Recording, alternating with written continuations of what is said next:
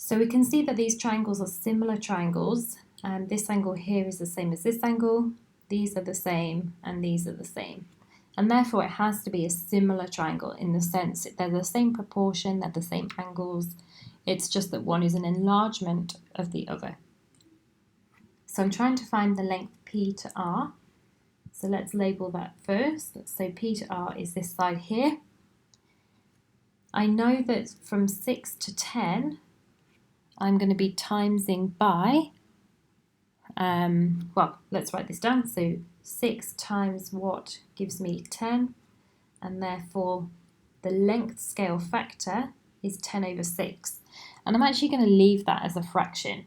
Okay, I don't want to simplify that for now at all. So let's leave that as a fraction. So that means that to get from here to here, I'm also going to times by 10 over 6. So therefore going the other direction and going this direction, I'm going to be dividing by 10 over 6.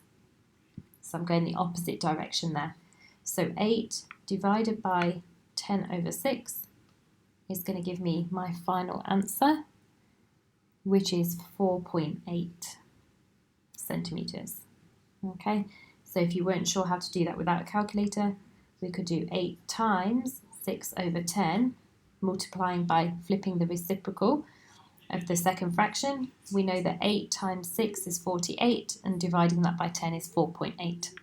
So that's how we could do it by hand. The next one, the triangles are the cross sections of a mathematically similar prism. The volume of the prism is 500. So this is now using the volume scale factor. Now we know that the volume scale factor is the length scale factor cubed.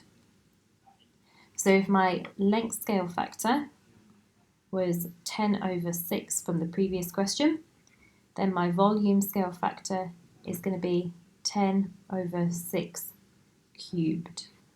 Okay, so the volume of the larger prism is 500. So this is the volume, 500, and we're trying to find the volume of the smaller one. So that means that we're dividing by 10 over 6 cubed to find the volume of the second shape. So 500 divided by 10 over 6 cubed. So if we're going to work that out by hand, we know that the dividing is the same as timesing by the reciprocal. So 500 times 6 over 10, all cubed. Now we know that 6 cubed is 108 centimetres squared. So you can work out what 6 cubed is. You know that 10 cubed is going to be 1000.